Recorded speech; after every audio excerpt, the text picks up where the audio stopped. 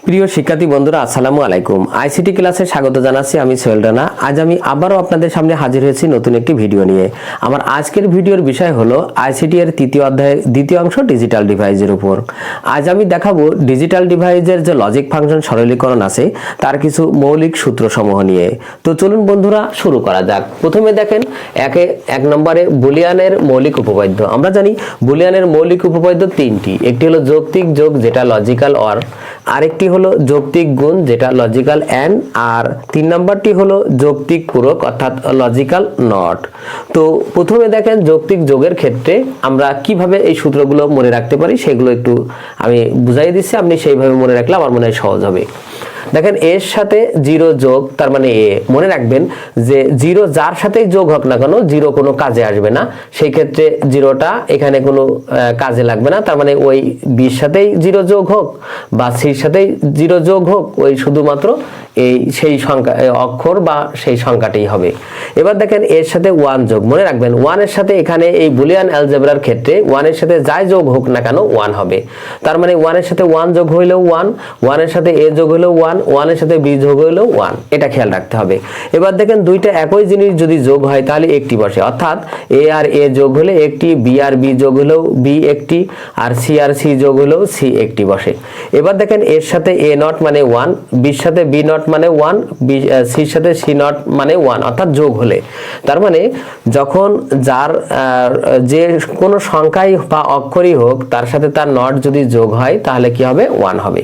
এইভাবে আমরা এটা মনে রাখবো। এবার দেখেন যৌক্তিক গুণের ক্ষেত্রে জিরোর সাথে পৃথিবীর যাই গুণ হোক না কেন জিরো, ওয়ান পৃথিবীর যার সাথেই গুণ হোক না কেন ওয়ান কাজে আসবে না, তার মানে ওটাই বসবে। তার সে বির সাথে ওয়ান গুণ হইলেও বি, সির সাথে ওয়ান গুণ হইলেও সি, এরকম। আর জিরো যার সাথেই গুণ হোক না কেন জিরো। এবার দেখেন দুইটা একই জিনিস যদি গুণ হয় তাহলে একটি বসে। এখানে যেমন দুইটা একই জিনিস যোগ হলে একটি হয়, ঠিক এখানেও তাই, দুইটি একই জিনিস গুণ হলে একটি হবে। যদি দুইটা এ গুণ হয় তাহলে একটি এ, দুইটা বি গুণ হয় তাহলে একটি এ বি, এরকম। এবার দেখেন এর সাথে এ নট যদি গুণ হয় তাহলে কি হবে? জিরো হবে। মনে রাখবেন যার সাথে তার নট যদি গুণ হয় তাহলে জিরো হবে, অর্থাৎ বির সাথে বি নট গুণ হলে জিরো, সির সাথে সি নট গুণ হলে জিরো। তবে এবার খেয়াল রাখেন এখানে দেখেন দুইটা এ দুইটা ওয়ান, আর এখানে দেখেন দুইটা জিরো দুইটা এ। খেয়াল রাখতে হবে, এইভাবে মনে রাখা আর একটু সহজ হবে। এবার দেখেন যৌক্তিক পূরক যেটা লজিক্যাল নট, তার মানে বিপরীত মান। দেখেন এখানে যদি কোনো কিছুর উপর ডাবল নট থাকে তার মানে একটিও নয়। ডাবল নট আমরা এমনিতেও তুলে দিতে পারি, তাই কোনো কিছুর উপর ডাবল নট থাকা মানে একটিও নয়। এবার দেখেন বিনিময় উপপাদ্য। বিনিময় উপপাদ্যের মধ্যে দেখেন খেয়াল করেন যে এ আর বি যোগ হয়েছে, তো যার সাথেই যেটা যোগ হোক না কেন সেটা আগে বা পরে কোনো বিষয় না। তাই দেখেন এর সাথে এ যোগ সমান বির সাথে এ যোগ করা যাবে, তার মানে আগে পরে কোনো বিষয় না। গুণের ক্ষেত্রেও দেখেন এ বি যখন গুণ হয়েছে তখন আমরা যদি এ গুণ আগে না দিয়ে যদি বি গুণ বিটা আগে দিই তাও হবে একই, তার মানে এটাও যা এটাও তাই। গুণের ক্ষেত্রে আগে পরে বিষয় না। যেমন ধরেন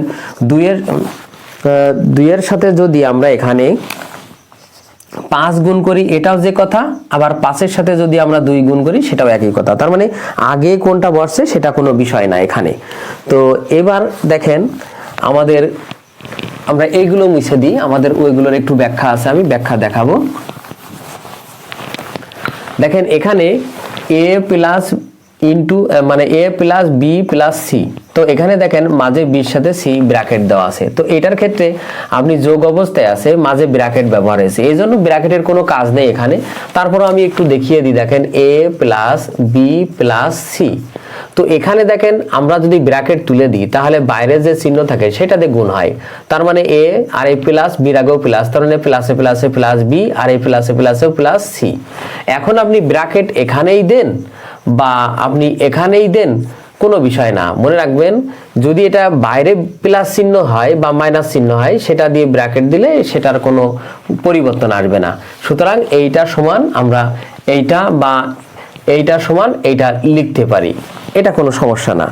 এবার দেখেন 2 নম্বরে যে মানে দ্বিতীয়টা যেটা 3-এর এ ইন্টু বি ইন্টু সি, এটা দেখেন আমরা যদি গুণ করি, এটা গুণ অবস্থায় আছে, মাঝে কোনো চিহ্ন নেই, তার মানে এ বি সি এটা। এখন আপনি ব্র্যাকেট এই দুইটা মিলে দেন, তাও কোনো ব্যাপার না, এই দুইটা মিলে দিলেও কোনো ব্যাপার না। তার মানে গুণ অবস্থায় রয়েছে, যেহেতু বাইরে বা ভিতরে কোনো চিহ্ন এখানে ব্যবহার হয়নি, সুতরাং এখানে আপনি যেখানেই ব্র্যাকেট দেন না কেন কোনো সমস্যা নেই। অথবা আপনি আগে পরে লিখলেও কোনো সমস্যা নেই। তার মানে ওই বিনিময় উপপাদ্যের মতো বি আগে না লিখে সি আগে লিখলেন বা এ পরে লিখলেন, এমনও লেখা যায়। এবার দেখেন বিভাজন উপপাদ্য, তার মানে যে এ ইন্টু বি প্লাস সি, এই ক্ষেত্রে একটু কথা আছে, খেয়াল রাখেন। এ ইন্টু বি প্লাস সি আমরা কি করব, দেখেন ব্র্যাকেট আছে কিন্তু বাইরে কোনো চিহ্ন নেই, তাহলে আমরা প্রথম কাজ হবে গুণ করে দেব। তার মানে এ বি প্লাস এ সি, তার মানে এ দিয়ে বির সাথে একবার গুণ আর এ দিয়ে সির সাথে একবার গুণ। তাহলে এইবার দেখেন আমরা এখান থেকে আমরা এটা অ্যান্সার লিখতে পারি।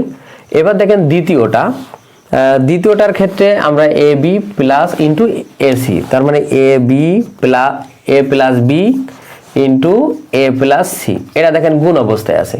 তাহলে আমরা এটাকে গুণ করব, দেখেন আগে গুণ করি, তারপরে দেখেন আমরা এটাই আসতে পারি কিনা।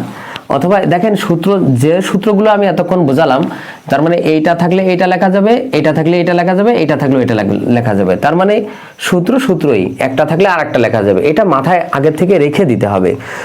এবার দেখেন আমরা এটা গুণ করব, তো এর সাথে এ গুণ করলে এ ইন্টু এ, এবার এর সাথে সি গুণ করব, মাঝে প্লাস, কেন? কারণ এখানে প্লাস আছে, এর আগেও প্লাস আছে, তার মানে এ সি। এবার বি দিয়ে গুণ করব, তো দেখেন বি আর এ গুণ করলে এ বি, এবার বি সির সাথে গুণ করব, তার মানে বি সি।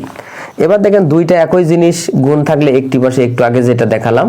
এবার এ সি প্লাস এখানে দেখেন এ বি প্লাস বি সি। এবার আমরা কি করব, এখান থেকে আমরা এ কমন নেব, আমরা সবগুলো থেকেই এ কমন নিতে পারি, তো আমরা এই তিনটা থেকেই এ কমন নিই। দেখেন এ, তার মানে যদি কমন নিতে এখানে কিছু থাকে না 1, এখানে সি প্লাস এখানে বি, তার মানে এ যদি কমন নিই এখানে কিছু থাকে না 1, এখানে সি আর এখানে বি প্লাস বি সি। এবার দেখেন 1 এর সাথে পৃথিবীর যাই যোগ হোক না কেন 1 হবে বুলিয়ান অ্যালজেব্রার নিয়মে, সেই ক্ষেত্রে কিন্তু দেখেন 1 প্লাস সি প্লাস বি, তাহলে আমাদের এখানে শুধু এ ইন্টু 1, তার মানে এইগুলোর বিপরীতে 1 প্লাস এই যে বি সি। আমরা এবার দেখেন এর সাথে 1 গুণ করলে 1 কোনো কাজে আসবে না, তার মানে এ প্লাস বি সি, তার মানে আমাদের এইটাই চলে আসলো। তার মানে এইটা থাকলে আমরা এটা লিখতে পারি, এটা থাকলে আমরা এটা লিখতে পারি। এবার দেখেন ডি মর্গানের উপপাদ্যের ক্ষেত্রে কোনো কিছুর ক্ষেত্রে যদি ডাবল নট মানে ফুল নট থাকে, তাহলে সেই ফুল নট ভাঙলে আমাদের গুণ থাকলে যোগ হবে। তার মানে আমরা এই নটটা মাঝখানতে ভেঙে দিলাম, তাহলে মাঝে তখন কি হবে, প্লাস হবে। আর নট দেখেন এর উপরেও আছে, বির উপরেও আছে, মাঝখানতে নটটা ভেঙে গেল। আর যদি যোগ অবস্থায় থাকে তাহলে গুণ হবে, গুণ অবস্থায় থাকলে যোগ হবে। দেখেন এটা দেখেন এ প্লাস বি, তার উপর নট, তাহলে কি হবে, মাঝখানে গুণ হবে আর এই নট ভেঙে দুই পাশে চলে গেল, মানে এর উপরেও নট, বির উপরেও নট। এবার দেখেন এ প্লাস এ বি সমান এ, এইটা আমরা একটু বুঝাই। এখানে এ প্লাস এ বি, তো এখানে দেখেন আমাদের দুই পাশেই, এখানেও এ আছে এখানেও আছে, আমরা এ কমন নিলাম, থাকে এখানে 1 প্লাস বি। আর একটু আগেই দেখালাম যে 1 এর সাথে পৃথিবীর যাই এখানে যোগ হোক বুলিয়ান অ্যালজেব্রার ক্ষেত্রে 1, তার মানে এ ইন্টু 1। এবার 1 যার সাথেই গুণ হোক না কেন 1 কাজে আসবে না, তাই শুধু ফলাফল এ, তার মানে এইটা আমরা বুঝলাম। এবার পরেরটা দেখেন ওই একই কায়দায়, এটাও আমরা একটু দেখি। এখানে ধরেন এখানে আমাদের এ ইন্টু এ প্লাস বি, তাহলে আমরা প্রথমে এ দিয়ে গুণ করব, এ ইন্টু এ, এবার এ দিয়ে বির গুণ করব, তার মানে এ বি। আর আমরা জানি দুইটা একই জিনিস গুণ হলে একটি হয়, তার মানে এ আর এ গুণ করলে এ, আর এখানে এ বি। এবার আমরা এখান থেকে এ কমন নেব, তাহলে এখানে 1 থাকে আর এখানে প্লাস বি থাকে, তাহলে আমাদের এখানে এ ইন্টু 1, কারণ এ 1 এর সাথে পৃথিবীর যাই যোগ হবে 1 হবে। এবার সমান এখানে এ, এটা গেল 6 নাম্বার। এবার 7 নাম্বার দেখেন সরলীকরণ সূত্র, যেটা এ প্লাস এ নট বি সমান এ প্লাস বি, আর এখানে দেখেন এ ইন্টু এ নট বি সমান এ বি, এটাও ব্যাখ্যা করা যায়। তো নিচেরটা দেখেন আমরা একটু লিখি, এ তারপরে এ নট প্লাস বি, এটা যদি আমরা এ দিয়ে গুণ করি, ওটাও গুণ করে আমাদের ওইভাবে বের করতে হবে। তার মানে এ দিয়ে A into A not plus A B, তার মানে এ দিয়ে এ নটের সাথে একবার গুণ করলাম, এ দিয়ে বির সাথে একবার গুণ করলাম। এবার আমরা জানি এর সাথে এ নট গুণ হলে কি হয় 0, আর এ বি এখানে বসে গেল। এবার 0 যার সাথেই যোগ হোক না কেন 0 কাজে আসবে না, তার মানে এখানে এ বি। ঠিক এটাও আমাদের ওই একইভাবে আমরা এটাকে এ ধরবো, এটা বি আর এটা সি, তার মানে এ প্লাস বি সি, তার মানে যে এই সূত্র প্রয়োগ করে আমরা এটাও এ প্লাস বি প্রমাণ করতে পারবো। তো ছাত্রছাত্রী বন্ধুরা, আজ এ পর্যন্তই। আমার ভিডিওটি কেমন হলো অবশ্যই কমেন্ট করে জানাবেন। যদি ভিডিওটি ভালো লেগে থাকে অবশ্যই ভিডিওতে একটি লাইক দেবেন। এছাড়া অন্যান্য বন্ধুদের দেখার সুযোগ করার জন্য অবশ্যই ভিডিওটি শেয়ার করবেন। সবাইকে ভিডিওটি দেখার জন্য ধন্যবাদ। আল্লাহ হাফেজ।